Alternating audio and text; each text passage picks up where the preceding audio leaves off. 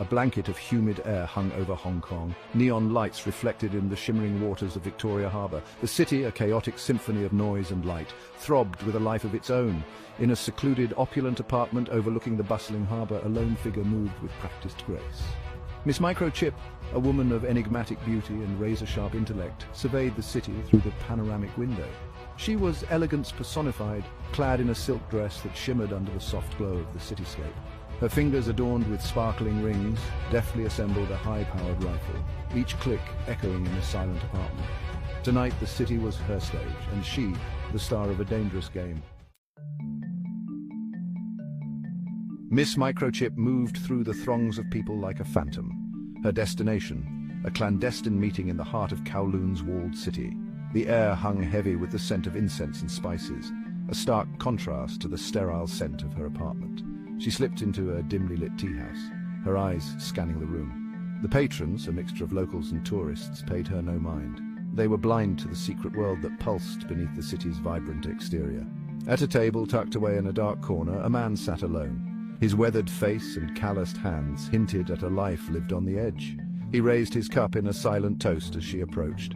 "You're late," he rasped, his voice heavy with unspoken implication. "Time is a luxury I can't always afford," Miss Microchip replied, her voice a cool, melodic counterpoint to the man's gruff tone. Her eyes, sharp as shards of ice, held his gaze, a silent battle of wills waged in the flickering lamplight. The package lay on the table between them, wrapped in plain brown paper. It seemed innocuous enough, yet it held the weight of 1,000 secrets. This was no ordinary delivery. The fate of nations rested on its contents. "The microchip," the man said, his voice barely a whisper. "It contains the key to a technological weapon unlike any the world has ever seen." His eyes, hardened by years of espionage, reflected the gravity of their situation. Miss Microchip's fingers, cool and steady, reached for the package. Inside, nestled in protective foam, lay a microchip no larger than a fingernail. It seemed impossibly small, yet it held the power to reshape the geopolitical landscape. "My mission," she stated, her voice devoid of emotion, "is to ensure it never falls into the wrong hands." A whirlwind of travel followed. From the humid streets of Hong Kong, Miss Microchip found herself in Rio de Janeiro, a city that pulsated with rhythm and colour. The air throbbed with the sound of samba music, a stark contrast to the silent tension that crackled around her. She moved with the grace of a seasoned traveller, her steps sure even in the unfamiliar crowded streets. Her destination, a rendezvous point nestled amidst the bustling stalls and vibrant energy of Rio's famous markets. The midday sun beat down on the city, casting long shadows that danced to the rhythm of the music, but Miss Microchip remained focused, her eyes constantly scanning her surroundings, alert for any sign of danger. The fate of the world, she knew, rested on her ability to remain one step ahead of those who sought to claim the microchip's power for themselves. The contact, a shadowy figure known only as the Serpent, was a master of disguise. He blended seamlessly into the throngs of people, his true allegiance a closely guarded secret. Finding him was akin to chasing a ghost through a labyrinth of shadows. Miss Microchip relied on instinct and training, her senses honed to a razor's edge. She navigated the labyrinthine alleys, her eyes darting from one shadowed corner to the next. The air thrummed with anticipation, the city holding its breath as she closed in on her target. A whispered word, a subtle gesture, and she found him. He stood casually by a fruit stall, seemingly just another face in the crowd. But beneath the surface, Miss Microchip sensed the coiled tension, the deadly potential that lay dormant beneath his unassuming exterior. "The Serpent, I presume?" she asked, her voice a soft murmur, barely audible above the din of the market. Her eyes, however, spoke volumes, conveying a message of steely resolve and unwavering purpose. The exchange was meant to be simple.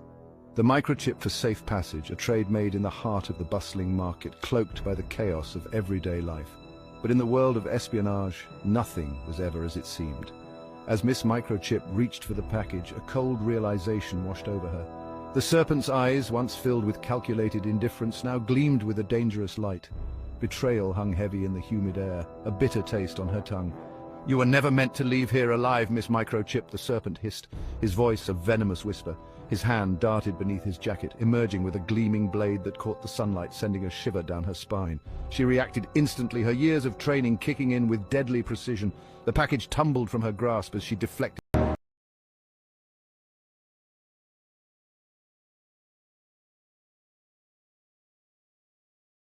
his attack, her body moving with a fluid grace that belied the deadly intent behind every move.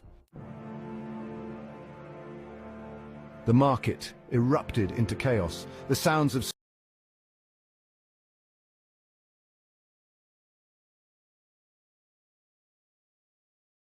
the blade clattering to the cobblestone street. He lunged for her, desperation fueling his attack, but she was ready. With a swift move, she incapacitated him, leaving him sprawled on the ground, defeated. Catching her breath, Miss Microchip retrieved the fallen package. The microchip safe, her mission a success.